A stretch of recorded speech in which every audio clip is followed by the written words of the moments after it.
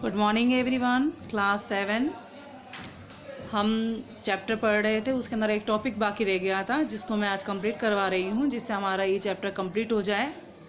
तो हमारा जो टॉपिक है उसका नाम है इनइक्वलिटीज़ अराउंड द वर्ल्ड।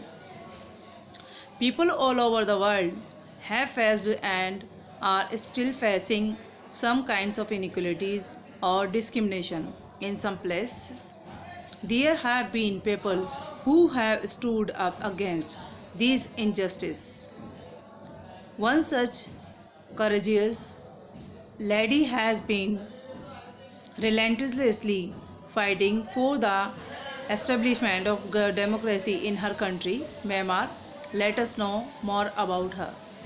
तो लोगों को कई प्रॉब्लम फेस करनी पड़ी, इनइक्वलिटीज़ फेस करनी पड़ी, जिसके तहत हम म्यांमार की एक लेडी के बारे में हम पढ़ेंगे जिनका नाम था आंग सैन स्यू की।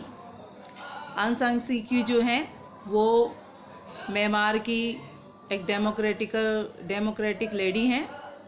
The pioneer of democratic movement in Myanmar, आंग सान स्यू की entered the field of politics in 1988. She was visiting her ailing mother in Myanmar when people were protesting against the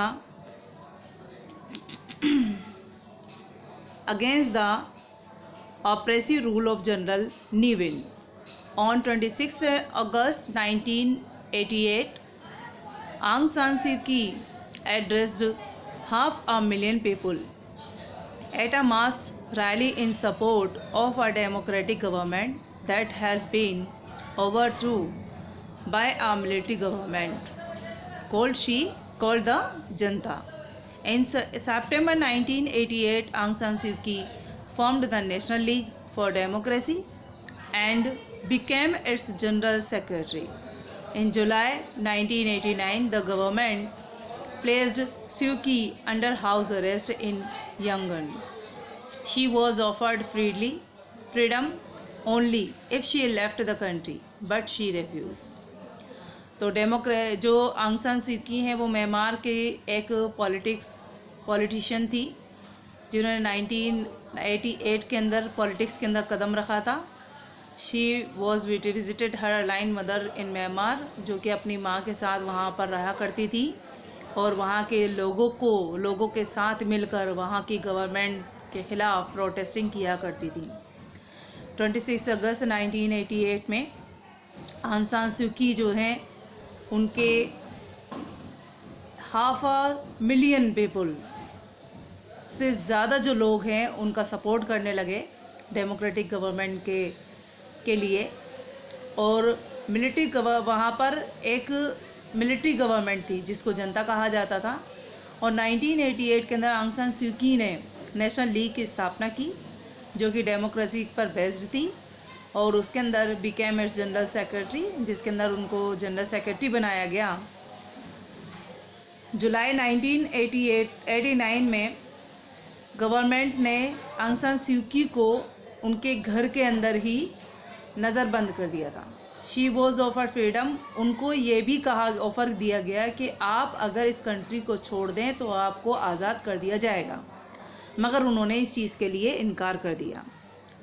in the 1990 elections she was not allowed to contest even through the National League for Democracy won many seats. The military government refused to recognise the result of the elections. In 1991, she was awarded the Nobel Peace Prize, but she was not freed from house arrest. The award was accepted by her son with her prize money. She established a health and education trust for the people of Myanmar. 1990 के अंदर जब election हुए तो national league जो थी वो काफ़ी seats से जीत चुकी थी, मगर मिलिट्री गवर्नमेंट ने इस चीज़ के लिए इनकार कर दिया, उसको मानने से इनकार कर दिया, उसका रिज़ल्ट मानने से इनकार कर दिया। और 1991 के अंदर उनको नोबेल पीस प्राइज़ जो है वो दिया गया, उसके अंदर कुछ मनी थी वो भी दी गई। मगर उनको फिर भी नज़रबंदी से, यानी कि अपने घर के अंदर जो हाउस अरेस्ट कर रखा था उनको, उससे आज़ाद नहीं किया गया था। और इसकी जो अवार्ड था, जो पैसा था, उनके बेटे को दिया गया, बेटे के द्वारा दिया गया। उन्होंने जो प्राइज़, जो मनी मिली थी, जो पैसा मिला था, उन्होंने लोगों की एजुकेशन के लिए और ट्रस्ट में सभी लोगों की, म्यांमार के लोगों की मदद के लिए उन्होंने वो पैसा दान दे दिया। इन 1995 due a pressure from various countries of the world, San Suu was freed from house arrest, but her movement were restricted. In 2002, she was again put under house arrest. In 2009, a United Nations body declared her detention illegal under Myanmar's own law.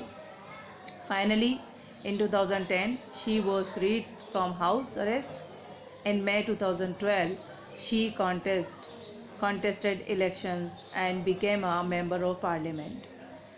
1995 के अंदर अलग अलग countries के, world की अलग अलग countries के pressure डालने पर सांक्यू जो हैं उनको स्यूकी जो हैं उनको हाउस अरेस्ट से आज़ाद कर दिया गया। लेकिन उनकी जो मोमेंट्स थे, जो आंदोलन थे, वो लगातार चल रहे थे। 2002 के अंदर उनको फिर से हाउस अरेस्ट कर दिया गया। 2009 के अंदर यूनाइटेड नेशन बॉडी ने डिक्लेयर कर दिया कि जो डिटेंशन इलीगल जो है म्यांमार के अंदर जो चलाई जा रही है उसको हटाया जाए। फाइनली 2010 के अंदर उनको आज़ाद कर दिया गया हाउस अरेस्ट से, सांक्यू की को। और 2012 के अंदर इलेक्शंस के अंदर दोबारा से उनको पार्लियामेंट का मेंबर बना लिया गया। It is a kind of discrimination based on the color of skin. The white-skinned people consider the black-skinned people inferior and treat them very badly. अब हम इस आधार पर बात करेंगे कि कलर के हिसाब से, यानी स्किन कलर के हिसाब से, जो गोरे लोग हैं और जो काले लोग हैं उनके बीच में जो तनाव चल रहा था, उनके साथ किस तरह से कैसे ट्रीट किया जाता था। जो ब्लैक स्किन के जो लोग होते थे, काले लोग जो होते थे, उनके साथ बहुत ही बुरा व्यवहार किया जाता था। तो उसके तहत हम ये टॉपिक पढ़ रहे हैं जिसका नाम जो है मार्टिन लूथर किंग जर led a movement against racial discrimination. In the US, the dark-skinned people or the black faced many discrimination and were denied all rights. Martin Luther King Jr. decided to fight for their rights and became the leader of the civil rights movement. In 1964, he was awarded the Nobel Peace Prize. Martin Luther King Jr. first experienced racial discrimination when his white neighbors refused to let him play with their boys. On another occasion, he was traveling by bus with his teacher when the driver asked them to stand up and let two white people have their seats. Martin Luther King Jr. decided to fight against such injustice.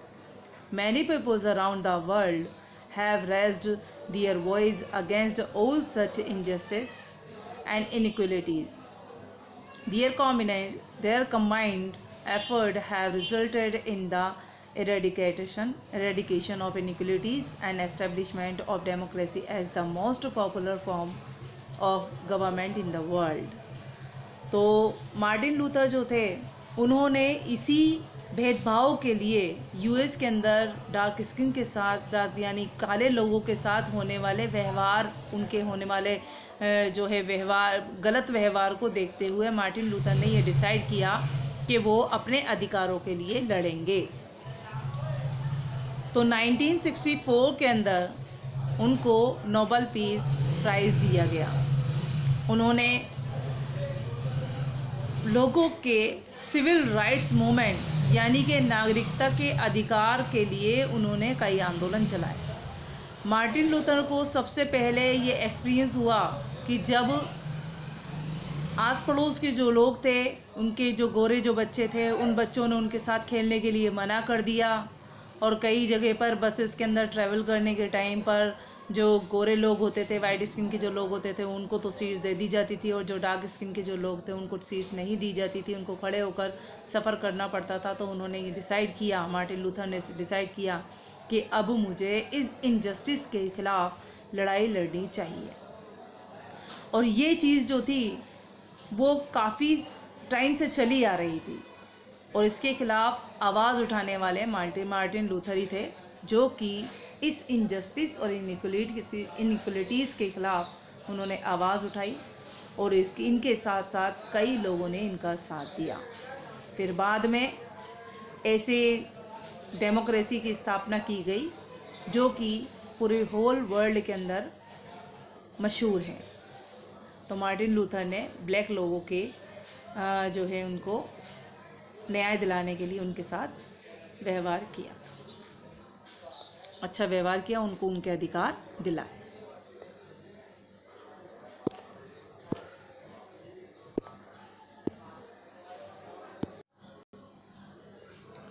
ये chapter हमारा complete हो गया है। अब आपको इस chapter को chapter को जो है क्वेश्चन आंसर्स वगैरह आपको फाइंड आउट करके आपको लिखने हैं आंसर्स। That's all.